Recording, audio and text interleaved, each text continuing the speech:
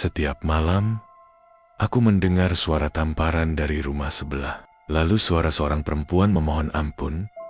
Sampai suatu hari, rumah itu mendadak kosong. Tapi, anak kecil di dalamnya masih sering terlihat bermain di teras. Dan saat pintu rumah itu didobrak, kami sadar tidak semua teriakan ikut mati bersama tubuhnya. Rumah tetangga, suara tamparan yang berujung teror maut. Nama gue Aris. 3 tahun lalu, gue, istri gue Sari, dan anak perempuan kami yang masih TK, Cika, pindah ke sebuah perumahan baru di pinggiran Jakarta. Alasan kami sederhana waktu itu. Harga rumahnya masih masuk akal, cicilannya ringan, jalannya rapi, dan kelihatannya aman. Tapi sejak hari pertama pindah, ada satu hal yang langsung kerasa ganjil. Sepi banget, bukan sepi nyaman, tapi sepi yang bikin telinga berdenging. Kalau malam dari satu blok, cuma ada 3 rumah yang berpenghuni. Sisanya kosong, gelap, jendelanya ditutup debu. Kayak bangunan yang lupa diisi kehidupan. Kalau malam, lampu jalan sering mati satu-satu. Dan angin suka lewat sambil bawa suara aneh, entah dari mana. Kadang kayak orang jalan, kadang kayak pintu diseret. Padahal jelas, nggak ada siapa-siapa. Kami tinggal di Blok C. Posisi rumah kami ada di ujung. Jadi kanan kiri masih tanah kosong. Tetangga paling dekat cuma satu rumah di sebelah kanan. Rumah itu ditempati Pak Hendra, istrinya Bu Lastri, anak perempuan mereka Lulu, dan satu orang lagi. Ibu mertua Pak Hendra, Mbah Darmi. Dari cerita warga yang jarang-jarang kami temui, Mbah Darmi lumpuh sejak lama dan cuma bisa duduk di kursi roda. Hampir nggak pernah kelihatan keluar rumah. Awalnya, semua kelihatan normal. Pak Hendra orangnya pendiam, jarang senum, jarang ngobrol. Kalau papasan, dia cuma angguk dikit, lalu buru-buru masuk rumah. Kayak orang yang selalu dikejar sesuatu. Bu Lastri beda lagi. Dia ramah, sering nyapa Sari, tapi senyumnya itu aneh. Senyum yang kelihatan dipaksakan, terlalu cepat muncul, terlalu cepat hilang, kayak orang yang sudah terlalu lama berpura-pura baik-baik saja. Lulu sering main ke rumah kami. Dia main bareng Cika, duduk di lantai sambil nyusun balok atau gambar pakai krayon. Tapi Lulu jarang ketawa. Anak itu pendiam banget. Kalau ketawa pun pelan, terus langsung berhenti. Matanya selalu kelihatan capek. Ada lingkar hitam di bawahnya. Kayak anak yang kurang tidur atau sering nangis diam-diam. Beberapa kali gue perhatiin, Lulu sering nengok ke pintu rumahnya sendiri, seolah takut kalau harus pulang. Pernah satu kali, waktu Sari bilang, "Lulu, udah sore, pulang dulu ya." Lulu langsung kaku, tangannya gemetar. Terus dia nanya pelan, "Om, boleh nunggu Mama jemput?" Sejak saat itu, perasaan gak enak mulai muncul. Tapi, gue masih berusaha mikir positif. Mungkin mereka lagi adaptasi pindah rumah. Mungkin cuma capek. Sampai akhirnya, suara-suara itu mulai terdengar.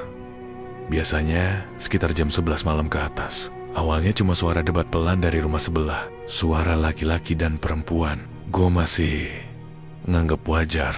Namanya juga rumah tangga. Tapi makin lama, suaranya makin jelas. Bentakan, nada tinggi, kata-kata kasar yang bikin dada sesak dengarnya. Terus suatu malam, terdengar suara barang jatuh keras, disusul suara tamparan. Plok, suara itu jelas banget. Gak mungkin salah dengar. Setelah itu, suasana langsung senyap sebentar. Lalu disusul suara Bu Lastri nangis. Tangisannya bukan tangisan biasa. Itu tangisan orang yang bener-bener ketakutan sambil ngomong terbata-bata minta ampun. Setiap kejadian itu muncul, Sari selalu refleks megang tangan gue. Pegangannya erat, dingin. "Aris, jangan keluar, jangan ikut campur. Itu urusan rumah tangga orang," katanya pelan. Tapi matanya gak pernah lepas dari dinding rumah sebelah. Gue tahu, Sari juga ngeri. Tapi di satu sisi, gue ngerasa bersalah. Setiap suara tamparan itu terdengar, hati gue berontak. Ada dorongan buat nyamperin, buat minimal neger. Tapi ada rasa takut juga. Takut salah langkah, takut jadi masalah panjang. Puncaknya terjadi suatu pagi. Waktu itu Sari lagi nyapu halaman. Gue di dalam, siap-siap berangkat kerja. Tiba-tiba Sari masuk dengan wajah pucat. Tangannya gemetar. "Aris, aku barusan ketemu Bu Lastri, Q. Kelliwer. Di depan rumah, Bu Lastri sudah gak ada." Tapi Sari cerita dengan suara bergetar. Wajah Bu Lastri lebam. Satu pipinya bengkak, bibirnya pecah, kayak habis kejedot keras. Tapi waktu Sari tanya kenapa, Bu Lastri cuma senyum kecil dan bilang santai, "Kepleset di kamar mandi." Senyumnya sama seperti biasanya. Senyum palsu yang terlalu rapi. Sari tahu itu bohong. Q juga tahu. Tapi kami juga tahu ada ketakutan yang bikin orang memilih diam. Ketakutan yang bikin seseorang rela berbohong demi bertahan hidup. Sejak pagi itu, tiap malam gue tidur dengan perasaan gak tenang. Setiap suara kecil dari rumah sebelah bikin gue kebangun. Dan tanpa gue sadari, Blok C yang awalnya cuma terasa sepi, pelan-pelan berubah jadi tempat yang terasa penuh tekanan. Seolah ada sesuatu yang menunggu untuk meledak tepat di balik dinding rumah tetangga kami. Sekitar 2 minggu setelah kejadian itu, rumah Pak Hendra mendadak sunyi. Sunyi yang aneh. Sunyi yang terlalu rapi. Nggak ada lagi suara ribut tengah malam. Nggak ada suara TV yang biasanya masih nyala sampai larut. Bahkan suara pintu dibuka pun nggak pernah terdengar. Lampu rumah itu selalu mati. Dari sore sampai pagi, pagar besinya digembok dari luar, seolah-olah sengaja ditinggal tanpa niat balik. Mobil Pak Hendra juga menghilang dari carport. Awalnya gue dan Sari mikir mereka pindah diam-diam. Mungkin karena masalah keluarga yang gak mau jadi omongan orang. Tapi anehnya, barang-barang mereka masih kelihatan lengkap. Dari luar, gorden masih terpasang. Sepatu masih ada di rak dekat pintu. Mainan Lulu masih berserakan di teras. Kehujanan, tapi gak pernah diambil. Rumah itu kelihatan kosong. Tapi juga seperti ditinggalkan terlalu mendadak. Beberapa hari pertama masih terasa biasa. Gue bahkan ngerasa agak lega karena gak ada lagi suara ribut yang bikin dada sesak tiap malam. Tapi rasa lega itu gak bertahan lama. Sore itu, Cika main sepeda kecil di depan rumah. Gue lagi duduk di ruang tamu sambil ngelirik keluar jendela. Tiba-tiba, Cika lari masuk sambil ketawa lebar, pipinya merah, napasnya ngos-ngosan. "Bu, aku main sama Lulu!" teriaknya ceria. Sari yang lagi di dapur langsung berhenti. Pedalnya kap. Pelan-pelan dia nengok ke arah Cika. Wajahnya berubah pucat. "Lulu, yang mana nak?" tanya Sari. Suaranya ditahan, tapi gue bisa dengar getarnya. Cika nunjuk ke arah rumah kosong sebelah. Tangannya kecil, jarinya lurus, tepat ke teras rumah Pak Hendra. Jantung gue langsung turun. Sari jalan pelan ke jendela. Gue ikut berdiri di belakangnya. Dan di sana, di teras rumah itu, berdiri sosok anak kecil. Rambutnya agak kokon, mukanya pucat, bajunya kusam, seperti lama gak dicuci. Lulu. Itu Lulu. Gak salah lagi. Anak itu berdiri diam, menatap ke arah rumah kami. Tatapannya kosong, tapi kayak nyari sesuatu. Sari refleks megang tangan gue, kukunya sampai nusuk kulit. Begitu Sari kedip, sosok itu menghilang. Teras kembali kosong, sunyi, seolah gak pernah ada apa-apa. Cika masih berdiri polos di belakang kami. "Kenapa Lulu pergi, Bu?" tanyanya Lulu. Malam itu, suasana rumah kami jadi berat. Sari susah tidur. Cika bolak-balik kebangun. Katanya mimpi buruk. Gue cuma bisa duduk di ruang tamu. Lampu sengaja gue nyalain semua, berharap terang bisa ngusir rasa gak enak yang makin menebal. Sekitar jam 11 malam, gue berdiri di dekat jendela. Tanpa sadar, pandangan gue ke arah rumah Pak Hendra. Dan saat itulah, gue lihat sesuatu yang bikin tenggorokan gue serasa dicekik. Bu Lastri berdiri di teras rumahnya. Dia pakai baju putih, tapi baju itu basah, lengket di tubuhnya. Rambutnya menempel di wajah. Awalnya, dia cuma berdiri, nunduk, lalu pelan-pelan, kepalanya terangkat, matanya menatap langsung ke arah gue. Gue mau mundur, tapi kaki gue kaku. Dan saat dia melangkah sedikit ke depan, gue lihat perutnya penuh darah, merah, kehitaman, seperti habis ditusuk. Berkali-kali, bau amis seolah ikut masuk ke hidung gue. Padahal, jendela masih tertutup. Gue teriak sekencang-kencangnya. Lampu rumah sebelah langsung mati. Sosok itu lenyap, seolah ditelan gelap. Sari lari keluar kamar. Panik, Cika nangis histeris. Malam itu, kami nggak tidur sama sekali. Puncaknya terjadi sekitar jam 2 pagi. Gue lagi duduk bersandar di sofa, mata setengah terpejam, saat terdengar suara berderak dari arah samping rumah. Suara pelan, tapi jelas. Kayak besi tua, digeser pelan-pelan. Gue bangkit, jalan ke jendela samping, dan ngintip dengan napas tertahan. Di dalam rumah Pak Hendra, di balik pintu yang terkunci, gue lihat kursi roda Mbah Darmi. Kursi itu bergerak sendiri. Rodanya muter pelan. Bunyi krek-krek terdengar lirih. Kursi itu maju beberapa senti lalu berhenti. Terus maju lagi sampai akhirnya membentur pintu dari dalam. Dug, dug, dug. Bunyinya pelan tapi teratur, seperti ada yang duduk di sana, sengaja mengetuk pintu pakai kursi roda. Padahal gue tahu rumah itu terkunci dan kosong. Besok paginya, bau busuk mulai tercium. Awalnya samar, tapi makin siang, makin menyengat. Tahu bang, bau daging busuk yang bikin perut mual. Warga mulai gelisah. Pak Jaka, ketua RT, akhirnya mutusin buat ngecek rumah itu. Pak Broto dan beberapa warga ikut. Kami berdiri agak jauh waktu pintu didobrak. Begitu pintu terbuka, bau itu langsung menghantam keras. Beberapa orang langsung muntah. Dan di dalam, neraka itu nyata. Di kamar utama, Bu Lastri ditemukan tergeletak di lantai. Posisi tubuhnya miring.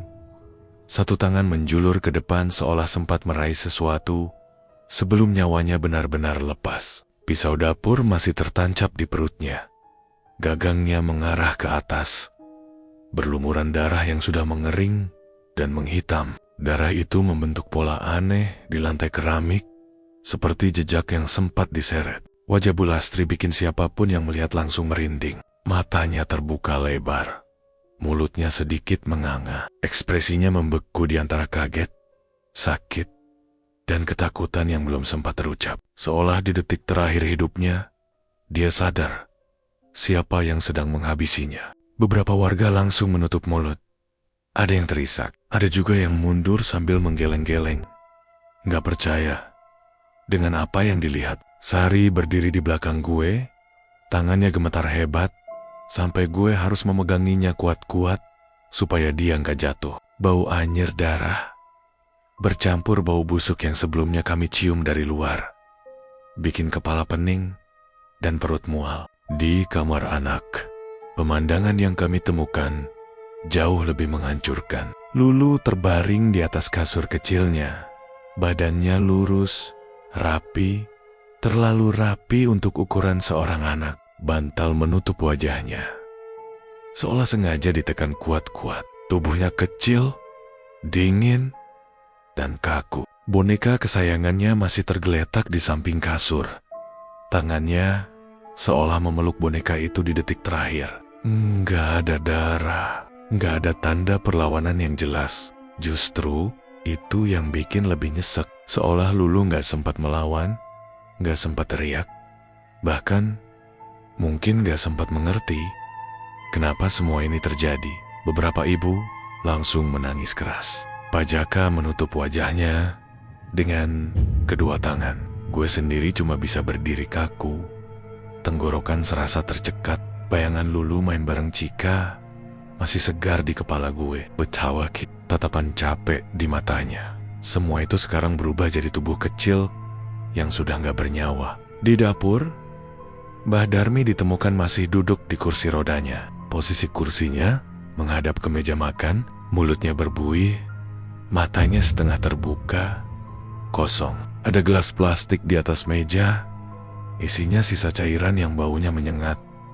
Racun, gak ada luka di tubuhnya. Dia pergi perlahan, tapi pasti gak ada yang tahu apakah Mbah Darmi sadar dengan apa yang diminumnya atau dia dipaksa. Yang jelas, di akhir hidupnya, dia sendirian, terikat di kursi roda, tanpa bisa berbuat apa-apa. Pak Hendra, enggak Keda. Polisi datang, gak lama setelah itu. Garis kuning dipasang, warga diminta menjauh. Rumah itu berubah jadi tempat kejadian perkara, tapi suasana horor yang menempel di dindingnya terasa lebih kuat dari sekadar tempat kejadian perkara. Gue, Sari, dan Cika pulang dengan langkah gontai. Malam itu, bau busuk masih terasa, meski pintu rumah Pak Hendra sudah ditutup rapat. Beberapa hari kemudian, kabar penangkapan Pak Hendra tersebar. Dia ditangkap di luar kota, di sebuah losmen kecil dekat terminal. Badannya kurus, matanya cekung, wajahnya kusam seperti orang yang sudah lama gak tidur. Dari pengakuannya, terungkap alasan paling keji yang pernah gue dengar seumur hidup gue. Pak Hendra mandul. Fakta itu baru dia ketahui setelah Bertehentahan menikah. Dan kenyataan yang lebih menghancurkan, Bu Lastri bisa hamil, dan Lulu bukan darah dagingnya. Rasa malu, cemburu, dan amarah bercampur jadi satu. Bukannya mencari kebenaran atau jalan keluar, dia memilih jalan paling gelap. Dia membunuh Bu Lastri dalam ledakan emosi, membekap Lulu agar aib itu ikut terkubur, dan meracuni Mbah Darmi agar nggak ada saksi yang tersisa. Hakim menjatuhkan hukuman penjara seumur hidup. Banyak yang bilang itu pantas, tapi bagi kami yang tinggal di Blok C, hukuman itu nggak pernah benar-benar mengakhiri apapun. Blok C nggak pernah pulih. Sejak kejadian itu, suasana perumahan berubah total. Rumah Pak Hendra kosong, disegel, tapi terasa hidup dengan caranya sendiri. Setiap malam, masih sering terdengar suara perempuan menangis lirih. Tangisan pelan, terputus-putus, seperti orang yang minta ampun sambil menahan sakit. Kadang suaranya datang dari rumah kosong itu. Kadang terdengar seperti lewat di depan rumah kami. Beberapa warga juga mengaku sering mendengar suara kursi roda berderit di tengah malam. Bunyi rodanya pelan, berulang, seperti orang mondar-mandir tanpa tujuan. Dan yang paling bikin merinding, beberapa anak kecil di blok lain bilang pernah melihat seorang anak perempuan berdiri di teras rumah kosong itu sambil tertawa kecil, lalu menghilang begitu saja. Cika mulai sering mimpi buruk. Dia terbangun sambil nangis, bilang Lulu ngajak main, tapi wajahnya sedih. Sari makin sering melamun, mudah kaget, dan susah tidur. Gue sendiri tiap malam selalu terjaga, telinga waspada, jantung deg-degan, tanpa sebab yang jelas. Akhirnya, setelah bertahan beberapa bulan, gue dan Sari sepakat untuk pindah. Bukan karena rumahnya jelek, bukan karena cicilan, tapi karena kami sadar ada luka yang terlalu dalam tertinggal di tempat itu. Luka yang gak bisa disembuhkan cuma dengan waktu. Pesan yang gue pegang sampai sekarang cuma satu. Kadang, kejahatan manusia jauh lebih menakutkan daripada makhluk halus manapun. Dan jeritan orang-orang yang mati teraniaya, jeritan yang lahir dari rasa sakit dan ketidakadilan, gak pernah benar-benar pergi. Mereka tinggal, menempel di tempat terakhir mereka menghembuskan napas, menunggu untuk didengar. Dan cerita pun tamat.